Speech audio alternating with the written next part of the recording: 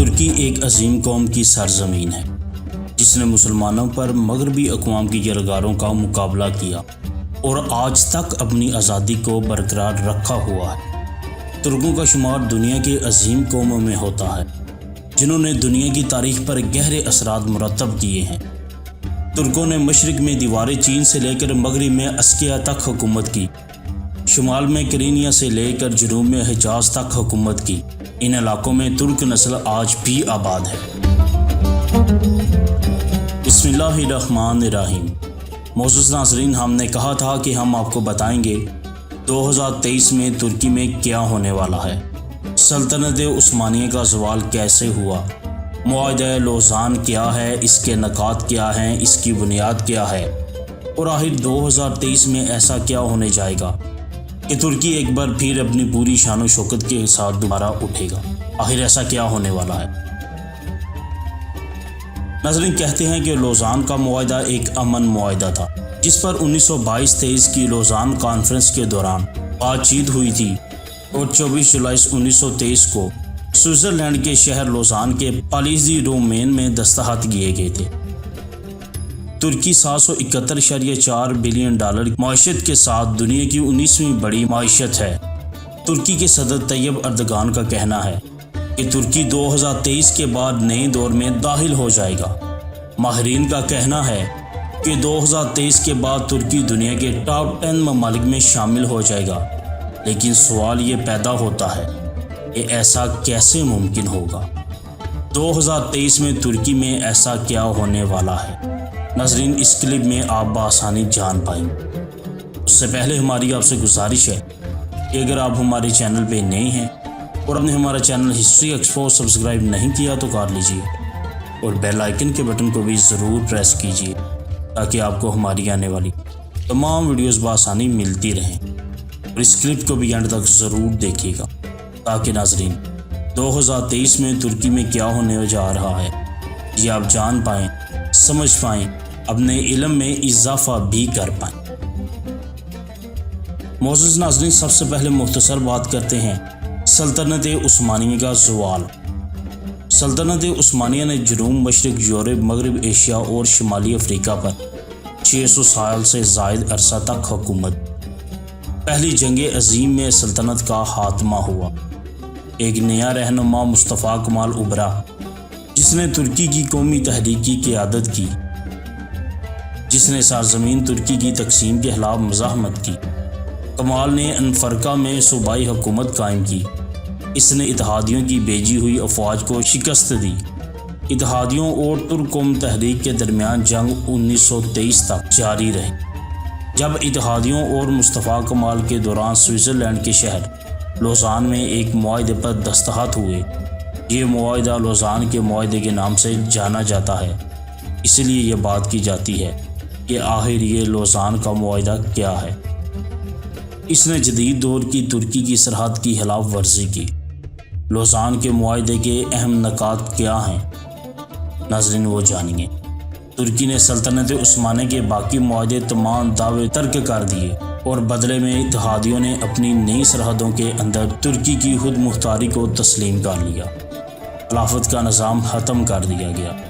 آخری خلیفہ کو اس کے خاندان کے ساتھ جلا وطن کر دیا گیا، اور وہ اثاثے جو خلیفہ یا اس کے خاندان کے تھے وہ سب کے سب ضبط کر لیے گئے۔ اسلام پر پابندی لگا دی گئی اور ترکی کو سیکولر ریاست بنا دیا گیا۔ ترکی کو اپنی مرضی سے تیل کھودنے اور تلاش کرنے کی اجازت نہیں دی جائے گی۔ اسے دوسرے ممالک سے تیل درآمد کرنا پڑے گا۔ ایک قدرتی آبنائے فاسفورس ایک بین الاقوامی سطح پر اہم آبی گزرگاہ سے جو شمال مشرق ترکی میں واقع ہے، یہ یورپ اور ایشیا کے درمیان قدرتی سرحد کے طور پر کام کرتا ہے اور عالمی تجارت کو کنٹرول کرتا ہے۔ لوزان کے معاہدے میں اسے بین الاقوامی قرار دیا گیا، جس کا سیدھا سا مطلب ہے کہ ترکی آبی گزرگاہ سے گزرنے والے بحری جہازوں پر ٹیکس نہیں لگا سکتا۔ چونکہ ناظرین، بین الاقوامی قانون کے مطابق لوزان کا معاہدہ 2023 میں ختم ہو جائے گا۔ جیسے کہ قانون میں کہا گیا ہے کہ کسی بھی معاہدے پر 100 سال سے زیادہ عمل نہیں کیا جا سکتا۔ 2023 ترکوں کے لیے انقلابی ثابت ہوگا۔ کیونکہ صدر اردگان خود کہتے ہیں کہ 2023 کے بعد ترکی ایک نئے دور میں داخل ہو جائے گا، اور جب ہو جائے گا تو ہوگا کیا؟ ترکی اپنا تیل خود نکال سکتا ہے۔ صنعتی انقلاب کے بعد سے تیل دنیا کی سب سے بڑی اہم توانائی کا ذریعہ بن گیا ہے۔ اس کی مصنوعات جدید معاشرے کو مضبوط کرتی ہیں، بنیادی طور پر بجلی کی صنعت کو توانائی فراہم کرتی ہے، گھروں کو گرم کرتی ہے اور گاڑیوں ہوائی جہازوں کو ایندھن فراہم کرتی ہے۔ مشرق وسطیٰ کے نئے ممالک جیسے سعودی عرب اور ایران کی معیشت کا انحصار صرف تیل کی برآمد پر ہے۔ بدقسمتی سے لوزان کے معاہدے میں منع ہونے کی وجہ سے ترکی اپنا تیل خود نہیں کھود سکتا، اسے دوسرے ممالک سے تیل درآمد کرنا پڑتا تھا، جس کی قیمت بہت زیادہ تھی۔ 2023 کے بعد ترکی پر سے یہ پابندی ختم کر دی جائے گی۔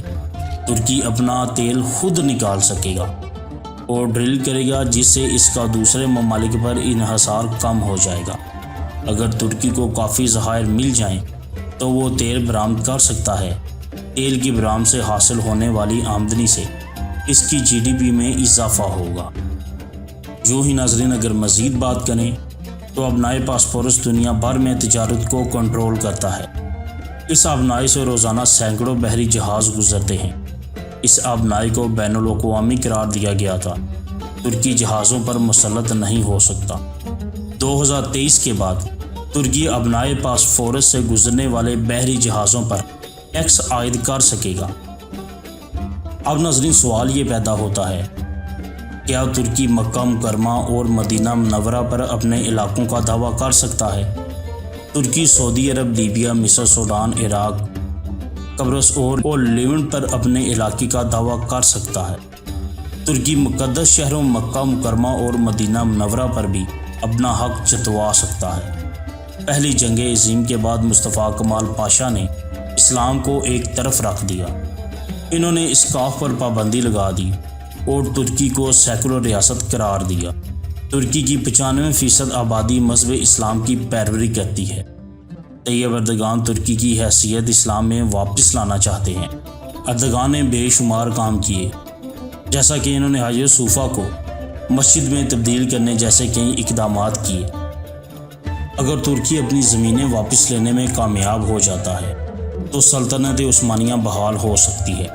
اردگان نے اعلان کیا ہے کہ جب ترکی 2023 میں اپنے ہدف تک پہنچ جائے گا تو وہ پورے خطے کا مستقبل تشکیل دے گا۔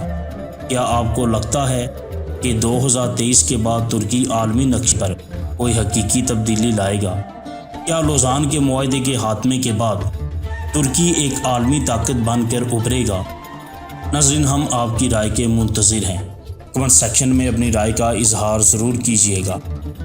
امید ہے ناظرین آپ کو آج کا ہمارا یہ کلپ ضرور پسند آیا ہوگا اور یقیناً آپ کے علم میں بھی اضافہ ہوا ہوگا۔ ملتے ہیں ایک نئی کلپ کے ساتھ، تب تک کے لیے ناظرین دعا میں یاد رکھیے گا۔ اللہ نگہبان۔